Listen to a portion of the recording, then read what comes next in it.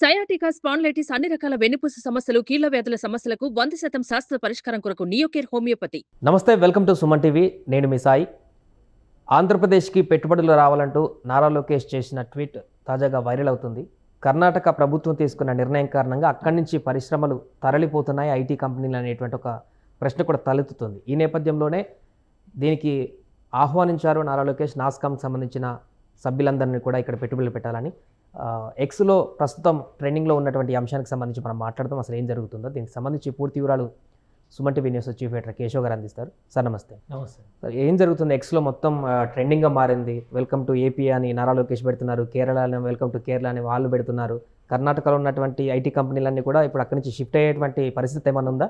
అంటే ఇమ్మీడియట్గా జరుగుద్ది అని కాదు, కానీ బయట కర్ణాటక ప్రభుత్వం తీసుకున్నటువంటి ఒక నిర్ణయం కొంత ఇబ్బందికరమైనటువంటి పరిస్థితిని ఇండస్ట్రీలో సృష్టించింది. ఎందుకంటే ఇప్పుడు కోట్ల రూపాయలు ఇన్వెస్ట్మెంట్ పెట్టి అక్కడ ఆఫీసులు, ఇన్ఫ్రాస్ట్రక్చర్, ఎంప్లాయ్మెంట్ ఇవన్నీ చేసి ప్రాజెక్టులు కంటిన్యూ చేస్తున్నటువంటి పరిస్థితుల్లో సడన్గా ఒక జంప్ ఇక్కడ నుంచి అక్కడికి, అక్కడి నుంచి ఇక్కడికి అనేది సాధ్యం కాదు. మామూలుగా మనం ఒక ఇల్లు ఖాళీ చేసి వెళ్ళాలంటేనే చాలా ఆలోచించి వెళ్తాం. బట్ ఇక్కడ ఏంటంటే కర్ణాటక ప్రభుత్వం తీసుకున్నటువంటి ఒక నిర్ణయం అది కొంత శరాఘాతంగా మారుతుంది. అది కూడా సాక్షాత్తు ముఖ్యమంత్రి సిద్ధరామయ్యే ట్వీట్ చేసి, ఎందుకంటే నాన్ మేనేజ్మెంట్ పొజిషన్స్లో 70% locals reservation, grade C, grade D కోటాలో ఉండేటువంటి ఉద్యోగాల్లో 100కి 100% కన్నడిగలకే అవకాశం ఇవ్వాలనేది 2022 factories establishments local employment act అని చెప్పని ఒకటి కర్ణాటక ప్రభుత్వం అమల్లోకి తీసుకొస్తున్నట్టుగా ఒక ట్వీట్ చేశారు. అయితే ఏం జరిగింది, దాని మీద వచ్చినటువంటి రియాక్షన్స్ ఇవన్నీ చూసిన తర్వాత ఇమ్మీడియట్గా ఆ ట్వీట్ కూడా డిలీట్ చేశారు. అయితే కర్ణాటక ఇండస్ట్రియల్ మినిస్టర్ ఒక క్లారిటీ ఇచ్చారు. ఖచ్చితంగా ఈ లోకల్ ఎంప్లాయ్మెంట్ బిల్ అయితే అమలు చేయడానికి కట్టుబడి ఉంది ప్రభుత్వం. అయితే కొన్ని మినహాయింపులు చెప్పారు. ఎట్లా అంటే లోవర్ గ్రేడ్లో ఉండేటువంటి ఉద్యోగాలకు సంబంధించి 70% రిజర్వేషన్ ఉండాల్సిందే లోకల్స్కి.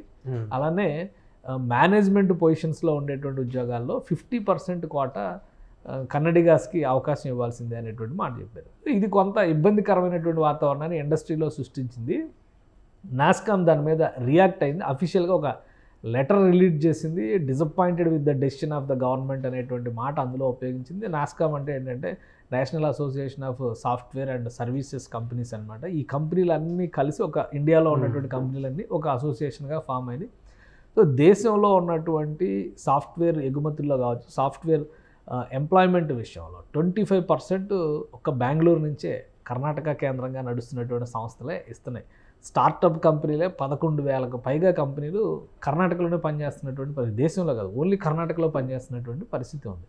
సో ఇంత పెద్ద ఎత్తున ఇండస్ట్రీ సెటిల్ అయినటువంటి నేపథ్యంలో ఈ ఆంక్షలు తీసుకురావడం వల్ల ఇండస్ట్రీ కొంత అయోమయంలో పడింది. పైగా క్వాలిటీ మ్యాన్ పవర్ అంటే బాగా పనిచేసే వాళ్ళని కాదు, స్కిల్స్ ఉన్నవాళ్ళు.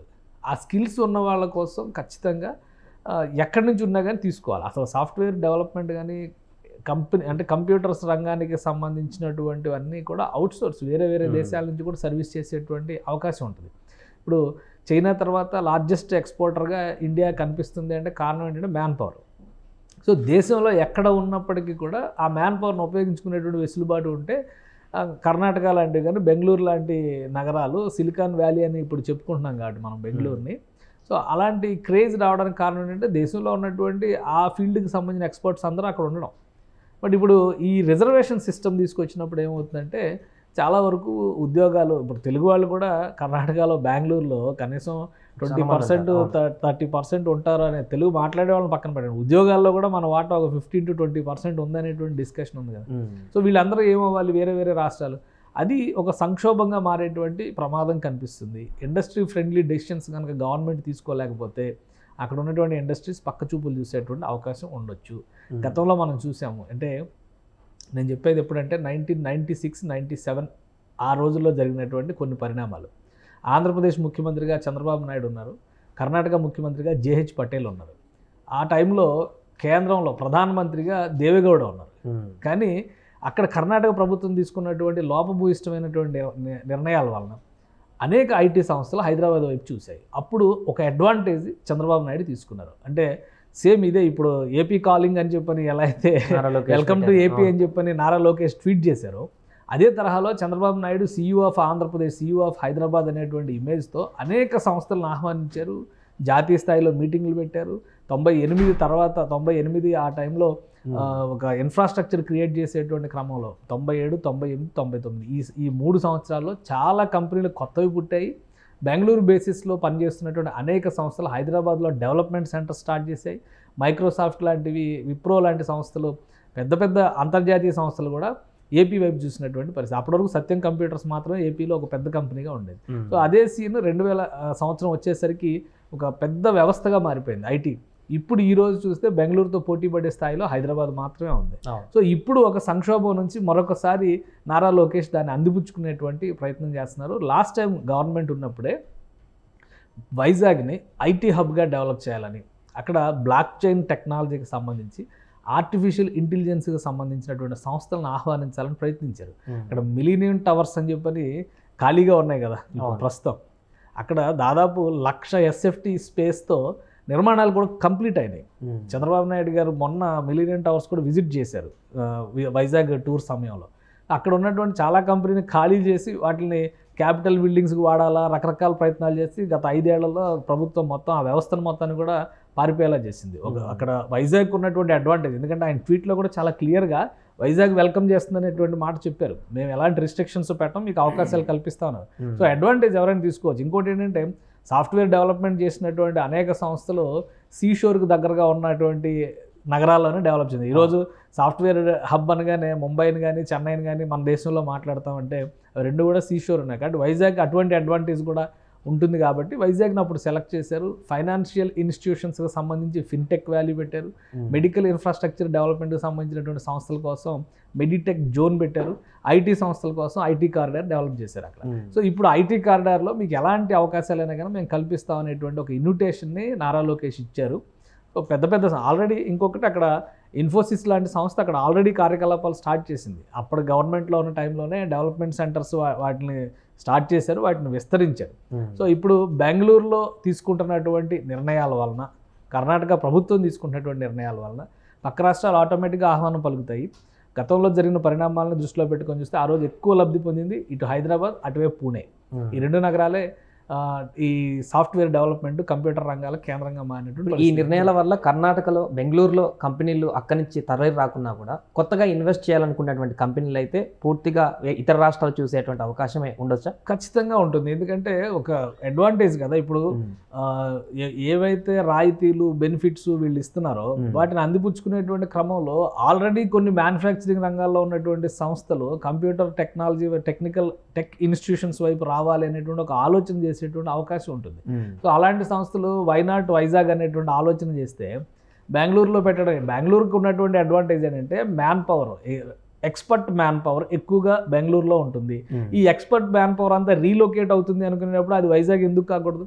ఇదే అడ్వాంటేజ్ ఇప్పుడు కేరళ గవర్నమెంట్ కూడా తీసుకుంది. కేరళలో ఉన్నది కమ్యూనిస్ట్ ప్రభుత్వం. అలాంటిది కేరళ గవర్నమెంట్ కూడా కేరళ కాలింగ్ అని చెప్పని మీరందరూ కూడా మాకు ఎలాంటి రెస్ట్రిక్షన్స్ ఉండవు, ఇక్కడ మంచి ఆహ్లాదకరమైన వాతావరణం ఉంటుందని చెప్పి కేరళ మినిస్టర్ కూడా ట్వీట్ చేశారు. సో అంటే ఇది ఏ రాష్ట్రానికి ఆ రాష్ట్రం ఒక ప్రయత్నం చేస్తుంది. లాస్ట్ టైం జరిగినటువంటి ఒక డిస్టర్బెన్స్లో హైదరాబాద్ అండ్ పూణే ఎక్కువ అడ్వాంటేజ్ పొందినాయి. ఇప్పుడు వైజాగ్, అలానే కేరళలో ట్రివేండ్రం లాంటి సిటీస్, కొచ్చిన్ లాంటి సిటీస్ అడ్వాంటేజ్ పొందే అవకాశం కూడా ఉండొచ్చు. కాబట్టి దాన్ని మనం కొట్టిపారేయలేం. కాకపోతే ఏంటంటే ఎలాంటి ఇన్ఫ్రాస్ట్రక్చర్ ఇక్కడ కల్పించగలుగుతారు. ఆల్రెడీ లోకేష్ గారు ట్వీట్లోనే క్లియర్గా చెప్పారు, అన్ఇంటరప్టెడ్ పవర్ సప్లై ఉంటుంది, ద సేమ్ టైం మీకు లిమిటేషన్స్ ఉండవు, కండిషన్స్ ఉండవు, మీకు స్వేచ్ఛాయుతంగా మీ వ్యాపారం మీరు చేసుకునేటువంటి అవకాశాలు మేము కల్పిస్తాము. ఆల్రెడీ ఇక్కడ ఉన్నటువంటి ఐటీ జోన్లో, ఐటీ కారిడార్లో మీరు రండి, వచ్చి చూడండి అంటే డెఫినెట్గా ఇప్పుడు అనేక అంతర్జాతీయ సంస్థలు విజిట్ చేసేటువంటి ప్రయత్నాలు చేస్తాయి. ఏ ప్రాంతాన్ని, ఎక్కడ వాళ్ళు చాయిస్ తీసుకుంటారు అనేది వాళ్ళకి ఇచ్చేటువంటి బెనిఫిట్స్ మీద, వాళ్ళు పెట్టబోయేటువంటి ఇండస్ట్రీకి అనుకూలమైనటువంటి వాతావరణం ఉందా లేదా అనే అంశం పైన, at the same time man power, అక్కడ మ్యాన్ పవర్ కనుక వాళ్ళకి స్కిల్ మ్యాన్ పవర్ని ఎక్కడి నుంచి అయినా తీసుకురాగలుగుతారు. బట్ అక్కడ ఇతర అవసరాల కోసం ఉండేటువంటి మ్యాన్ పవర్ ఎంత అప్గ్రేడ్ అయి ఉన్నటువంటి మ్యాన్ పవర్ ఉంటుంది, వాళ్ళకు ఉన్నటువంటి స్కిల్ సెట్ ప్రోగ్రామ్స్ ఏంటి, వాళ్ళకు ఉన్నటువంటి స్కిల్స్, అందుకే కదా స్కిల్ సెన్సెస్ పైన కూడా ఏపీ గవర్నమెంట్ ఫోకస్ పెట్టింది. సో ఈ 3 అంశాలను దృష్టిలో పెట్టుకొని ఇండస్ట్రీస్ పెడతారు. లోకేష్ గారు ఇచ్చిన పిలుపుకి నాస్కామ్ కనుక పాజిటివ్గా రియాక్ట్ అయితే, నాస్కామ్లో పెద్ద ప్లేయర్స్ ఎవరున్నారు, ఇప్పుడు విప్రో లాంటి సంస్థలు, మళ్ళీ ఇన్ఫోసిస్ లాంటి సంస్థలు, హెచ్సిఎల్ లాంటి సంస్థలు, ఆల్రెడీ హెచ్సిఎల్ సంస్థ విజయవాడలో డెవలప్మెంట్ సెంటర్ని పెట్టింది గత ప్రభుత్వంలో 2017-18 సమయంలోనే పెట్టింది. అయితే 2019 తర్వాత జరిగిన పరిణామాల్లో అవన్నీ కూడా కుదించుకుపోయినాయి. అక్కడ ఉన్నటువంటి మ్యాన్ పవర్ని రీలొకేట్ చేస్తారు. ఇక్కడ ప్రాజెక్ట్స్ సరిగా రావట్లేదు, వాతావరణం సరిగా లేదు, పవర్ సప్లై సరిగా లేదు. అలానే డేటా కూడా అక్కడ చాలా ఇంపార్టెంట్. డేటా సోర్స్ అనేది కూడా ఆప్టిక్ ఫైబర్ లైన్స్ మొత్తం రాష్ట్రం అంతా చేయాలని అప్పట్లో ఫైబర్ గ్రిడ్ ఇవన్నీ ప్రయత్నాలు చేసింది గవర్నమెంట్. లాస్ట్ గవర్నమెంట్లో ఇవన్నీ కూడా చతికిలు పడినాయి. సో వీళ్ళు ఏం చేశారు, మ్యాన్ పవర్ని కుదించుకొని మళ్ళీ వాళ్ళకి ఇతర డెవలప్మెంట్ సెంటర్స్ బెంగళూరు కానీ, పూణే కానీ, హైదరాబాద్ కానీ ట్రాన్స్ఫర్ చేసిన పరిస్థితి ఉంటుంది. ఇప్పుడు ఇక్కడ ఇండస్ట్రీ ఫ్రెండ్లీ గవర్నెన్స్ కనుక ఉంటే మళ్ళీ ఇవన్నీ కూడా అటువైపు ఫోకస్ చేయడానికి అవకాశం ఉంటుంది, కొత్త సంస్థలు రావడానికి అవకాశం ఉంటుంది, అక్కడ ఉన్నటువంటి సంస్థల్లో డెవలప్మెంట్ సెంటర్స్ పెట్టడానికి అవకాశం ఉంటుంది, లేదా పూర్తిగా రీలొకేట్ చేయడానికి అవకాశం ఉంటుంది. సో ఆ వాతావరణాన్ని కల్పించడంలో రాష్ట్రం ముందుంది అని ఇమీడియట్గా అక్కడ జరిగినటువంటి కొద్ది గంటల్లోనే లోకేష్ గారు ట్వీట్ చేశారు. ఈ అవకాశాన్ని వినియోగించుకుంటారా ఐటీ మంత్రిగా నారా లోకేష్? ఎందుకంటే ఈ 1 monthలో ఎక్కువగా ఐటీ ప్రతినిధులతో భేటీలు అయినట్టు కానీ ఇవైతే ఏమి కనిపించలేదు. గతంలో అనుభవం ఉన్నప్పటికీ కూడా దీన్ని నారా లోకేష్ గారు ఎప్పటి వరకు సద్వినియోగం చేసుకునేటువంటి అవకాశం? యాక్చువల్గా నారా లోకేష్ గారికి ఐటీకి సంబంధించి కానీ, ఇండస్ట్రీస్కి సంబంధించి కానీ కొత్తగా ఇప్పుడు ఎక్సైజ్ చేయాల్సినటువంటి అవసరం ఉండదు. ఎందుకంటే లాస్ట్ గవర్నెన్స్లోనే ఆయన ఆ శాఖలు చూశారు కాబట్టి ఆ శాఖల్లో ఏం జరిగింది, గత ప్రభుత్వంలో పెద్దగా ఆ శాఖల్లో జరిగినటువంటి పరిణామాలు కానీ, కొత్తగా చేసినటువంటి ప్రయత్నాలు కానీ ఏమీ లేవు కాబట్టి వాటిని చాలా సులువుగా ఆయన కన్వర్ట్ చేయగలరు. కానీ ఇప్పుడు ఆయన కొత్తగా వచ్చినటువంటి శాఖ హెచ్ఆర్డి, హ్యూమన్ రిసోర్స్ డెవలప్మెంట్, అంటే విద్యాశాఖ. పూర్తి స్థాయిలో అన్ని రకాల విద్యలు, ప్రాథమిక విద్య దగ్గర నుంచి ఉన్నత విద్య వరకు అన్నీ వచ్చినాయి. గత ప్రభుత్వం ఎలక్షన్స్ సమయంలో ఎక్కువ ఊదరగొట్టింది నాడు నేడు అద్భుతాలు చేసామనేటువంటి మాట. ట్యాబ్లు ఇచ్చాము, మీరు బైజూస్ ద్వారా అన్ని చదివేసుకోవచ్చు అన్నారు. బైజూస్ కంపెనీ దివాలా తీసింది. ఇక్కడ విద్యార్థుల పరిస్థితి ఏంటనేది చూడాలి. సో ఇవన్నిటినీ ముందు స్ట్రీమ్ లైన్ చేయడం అనేది నారా లోకేష్ పైన ఉన్నటువంటి మొదటి బాధ్యత. ఇప్పుడు ఫీజు రియంబర్స్మెంట్ మీద ఆయన వర్క్ చేస్తున్నారు. ఎందుకంటే ఫీజు రియంబర్స్మెంట్ ఇవ్వకపోవడం వల్ల 8 లక్షల మంది సర్టిఫికేట్స్ విద్యా సంస్థల్లో ఉండిపోయినాయి. సో వాటిని ఎలా క్లియర్ చేయాలి? ఇప్పుడు సర్టిఫికేట్స్ ఉంటేనే కదా ఉద్యోగాలు వచ్చాయి. పై చదువులో కూడా అదే నెక్స్ట్ లెవెల్కి వెళ్ళాలన్నా కానీ అదే ఇంపార్టెంట్. సో అన్ని రకాలుగా కూడా వాళ్ళు అక్కడ ఇరుక్కుపోయి ఉన్నారు. వాటిని ఎలా రిలీవ్ చేయాలనే దాని మీద కాన్సన్ట్రేట్ చేస్తున్నారు. లాస్ట్ టైం మనం చూసాం ఐఐటీలో సీట్లు వచ్చి కూడా రాష్ట్ర ప్రభుత్వం ఇచ్చినటువంటి మార్క్ షీట్లో ఉన్నటువంటి చిన్న లోపం వాళ్ళకి శాపంగా మారిందని తెలిసిన వెంటనే ఆయన ఇన్స్టెంట్గా రియాక్ట్ అయ్యారు, మార్పులు తీసుకొచ్చారు. సో అట్లా ఒక్కొక్కటి ఆయన చేసుకుంటూ వస్తారు. ఎందుకంటే విద్యాశాఖ అనేది చాలా పెద్ద శాఖ, దాని పరిధి ఎక్కువ.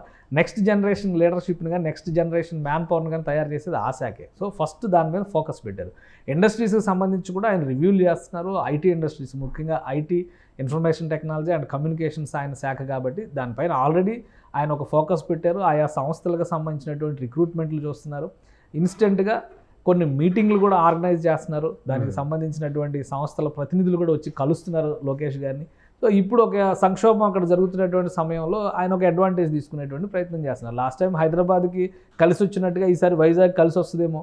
కర్ణాటక గవర్నమెంట్ ఇలానే చెయ్యాలి, లోకల్ మూవ్మెంట్కి మేము, అంటే స్థానికతకి ఖచ్చితంగా ఉపాధి కల్పించాలి స్థానికతకి. అయితే దానికి కొన్ని రేషియోస్ ఉంటాయి. ముఖ్యంగా స్కిల్స్కి సంబంధించినటువంటి పొజిషన్స్లో, స్కిల్డ్ పొజిషన్స్లో ఇలాంటి రిజర్వేషన్స్ పెట్టడం అనేది ఇబ్బందికరమైనటువంటి పరిస్థితిగా మారుతుందని ఇండస్ట్రీలో అందరూ కూడా అభిప్రాయపడుతున్నారు. సో ఇది ఏపీకి ఎంతవరకు అడ్వాంటేజ్ చేయగలుగుతారు? ఇప్పుడు కేరళ రియలైజ్ అయినట్టుగా రేపు తమిళనాడు కూడా మాట్లాడవచ్చు, మహారాష్ట్ర మాట్లాడవచ్చు, తెలంగాణ మాట్లాడవచ్చు. సో అందరూ ఇన్వైట్ చేయొచ్చు. మహారాష్ట్రకి తమిళనాడుకి అడ్వాంటేజ్ ఏంటంటే ఆల్రెడీ అక్కడ కొంత ఇన్ఫ్రాస్ట్రక్చర్ డెవలప్మెంట్ అయ్యి ఉంది కాబట్టి తమిళనాడుకి, తెలంగాణకి కానీ, మహారాష్ట్రకి కానీ, ఈ 3 రాష్ట్రాలకు ఒక అడ్వాంటేజ్ ఉంది. ఏపీలో మ్యాక్సిమం ఒక 5 నుంచో 10 నుంచో మొదలు పెట్టాలి. వాళ్ళు అట్లీస్ట్ 60-70% దగ్గర రీచ్ అయ్యారు. ఎందుకంటే పూణే ఒక పెద్ద కారిడార్ ఉంది, ఐటీ కారిడార్. తెలంగాణలో మనం హైదరాబాద్ని చాలా కీలకమైనటువంటి డెవలప్మెంట్ సెంటర్, 2nd పొజిషన్లో ఉంది. ఇప్పుడు 1st పొజిషన్కి పోటీ పడుతుందని చెప్పి మనం చూస్తున్నాం. అలానే చెన్నైలో కూడా అలాంటి పరిస్థితులే ఉన్నాయి. సో వీటిని కాకుండా ఆంధ్రప్రదేశ్ అదనంగా ఇండస్ట్రీకి ఏమి ఇవ్వబోతుంది, ఆంధ్రప్రదేశ్ ప్రభుత్వం ఎలాంటి ఆఫర్స్ ఇవ్వబోతుంది అనే దాని మీద ఆంధ్రప్రదేశ్ అవకాశాలను అందిపుచ్చుకోవడం అనే అంశం కూడా ఆధారపడి ఉంటుంది. Right sir. అది ప్రస్తుతం ఏపీలో పరిశ్రమలను తరలించేందుకు ఐటీలో ఉన్నటువంటి కర్ణాటకలో కొనసాగుతున్నటువంటి సంక్షోభాన్ని అడ్వాంటేజ్గా తీసుకొని ఏపీకి తీసుకొచ్చేటువంటి ప్రయత్నాల్లో భాగంగా ఐటీ శాఖ మంత్రి నారా లోకేష్ చేసినటువంటి ట్వీట్ ఇప్పుడు వైరల్గా మారుతుంది. ఆయన ఆహ్వానాన్ని మన్నించి ఏదైనా కంపెనీలు ఈ మధ్యకాలంలో అక్కడికి తరలి వస్తాయనేది చూడాలి. సుమన్ టీవీలో మీ పర్సనల్ అండ్ బిజినెస్ ప్రమోషన్స్ కోసం కింది నెంబర్కి కాంటాక్ట్ చేయండి.